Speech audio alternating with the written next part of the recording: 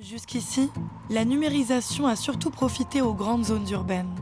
Mais elle impacte aussi les régions rurales isolées qu'elle peut connecter aux zones de gisement d'emploi.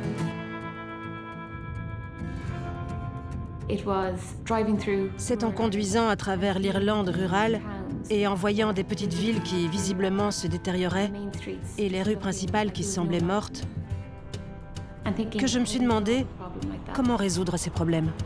Bien avant le Covid, en Irlande, une initiative citoyenne avait décidé de lutter contre la désertification des zones rurales.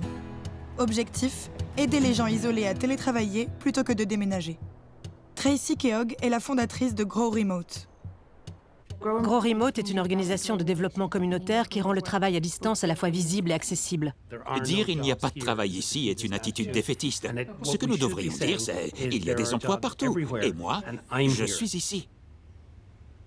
De fait, Grow Remote met en relation des personnes à la recherche d'un emploi et les emplois vacants, en formant les gens à mieux télétravailler.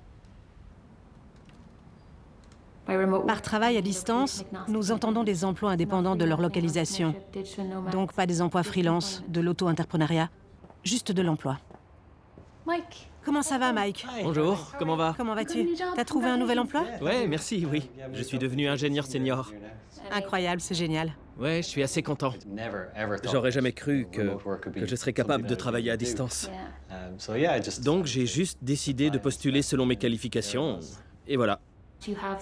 On sait qu'il y a 55 000 emplois vacants aujourd'hui qui pourraient atterrir ici, si seulement les gens étaient au courant.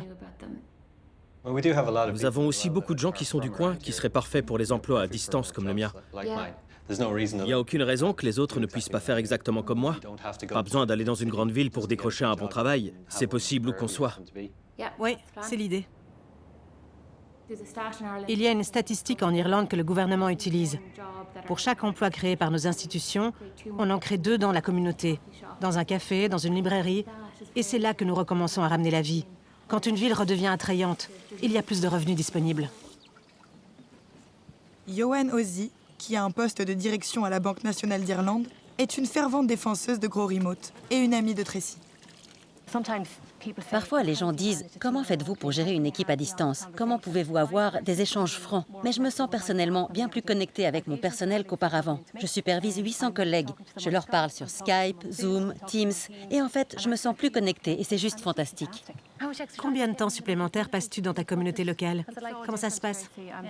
Je passe probablement la plupart de mes soirées sur le terrain de football. Je suis impliquée dans mon marché fermier local. Je participe au groupe de ma communauté locale. Ça a changé ma vie, complètement changé. Il y a 2 ans, j'étais probablement assise dans une chambre d'hôtel à Dublin à travailler tard le soir, alors que maintenant, j'ai une vie, ce qui est génial. Grow Remote veut aider les gens à avoir un avenir choisi, chez eux, avec des vrais contrats de travail. De quoi faire rêver les quelques 28 millions d'Européens employés aujourd'hui par des plateformes Internet. En 2025, il y en aura 15 millions de plus. Des emplois souvent précaires, à commencer par la livraison à domicile. Auto-entrepreneurs, travailleurs à la tâche, les coursiers n'ont en général que très peu de droits et aucune sécurité. Nous n'avons pas d'assurance, nous ne sommes pas couverts et il n'y a pas de contrat. Donc fondamentalement, on ne peut pas louer un logement. Malgré cette absence de protection sociale, ces travailleurs sans droit livrent quotidiennement des milliers de repas. Les entreprises sont opaques, on ne sait pas qui est responsable. On ne sait pas qui les gère. Quand on a des problèmes, on ne sait pas à qui s'adresser. Après avoir fui le Nigeria, Osa Eromoselle vit depuis 6 ans en Italie, à Milan. Toujours en attente d'un titre de séjour permanent, Osa est l'un des 60 000 livreurs à vélo du pays. Un de mes amis, Angelo, m'a donné une brochure sur l'organisation d'un mouvement appelé « Des droits pour les coursiers ». Ça m'a vraiment intéressé parce que personne ne parlait de ça. Nous n'avions personne pour nous représenter au niveau national et nous avons fait notre première manifestation.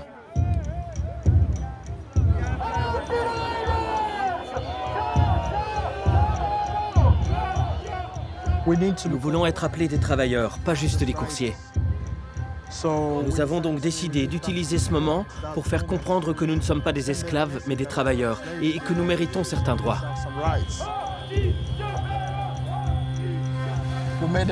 Nous avons créé ce mouvement et nous sommes heureux que tous les Italiens soient venus nous soutenir et que nous ayons gagné. Pour l'instant, c'est juste Just Eat qui a décidé d'offrir des contrats permanents. C'est un début, mais nous voulons plus que ça. Je suis un des chanceux qui a obtenu un contrat permanent. Mais nous nous battons aussi pour les droits des autres, pas seulement les nôtres. Nous nous battons aussi à l'échelle européenne et même mondiale, parce que nous avons des amis dans différents pays qui vivent la même chose. Partout en Europe, les livreurs se mobilisent. Soutenus par le Parlement européen, ils veulent être reconnus comme travailleurs à part entière, comme en Italie, en Espagne, aux Pays-Bas. Clairement, la révolution digitale accentue les inégalités, souvent au détriment des plus faibles socialement. J'ai la conviction que ça va changer. Surtout maintenant que la digitalisation progresse. Les choses changent dans la plupart des pays. Il y a même des robots qui livrent la nourriture. Alors, eh bien, je pense que il y aura un changement. Il y aura un changement. Très bientôt, nous pourrions devenir superflus.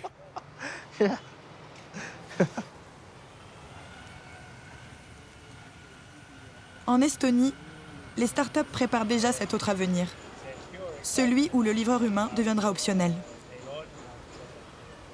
Cela n'a rien de futuriste. Le robot n'est pas un jouet. Nous avons transporté ou accompagné plus d'1 800 000 colis. L'Europe est importante pour notre développement futur. Nous allons bientôt nous lancer dans de nombreuses villes. Nous pouvons imaginer à l'avenir un monde divisé en deux. Il y aura ceux qui reçoivent des ordres des robots et ceux qui diront aux robots ce qu'ils doivent faire. Et je comprends que l'ambition des Estoniens est d'être de ceux qui diront aux robots ce qu'ils doivent faire et non l'inverse. Une étude récente de McKinsey a évalué l'avenir du travail dans l'Union européenne. Résultat, l'automatisation pourrait faire disparaître 21 millions d'emplois d'ici 2030. En même temps, elle en créerait 23 millions d'autres. Des perspectives existent donc, mais pas nécessairement les mêmes pour tout le monde.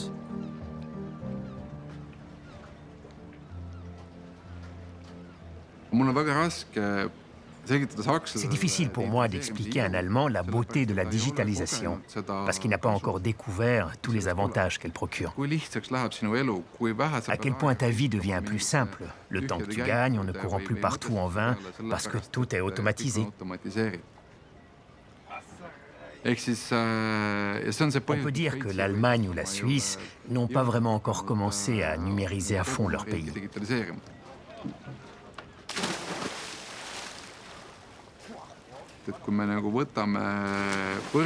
Mais si nous comparons les systèmes numériques, la capacité à automatiser différents services, on voit que l'Europe occidentale a 10 à 15 ans de retard par rapport à la Scandinavie.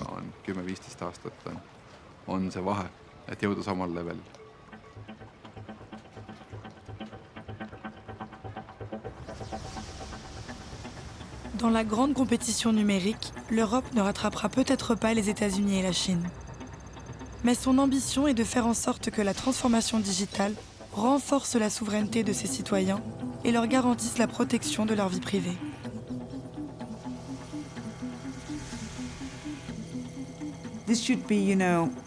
Cela devrait être une mission fondamentale pour les premiers ministres.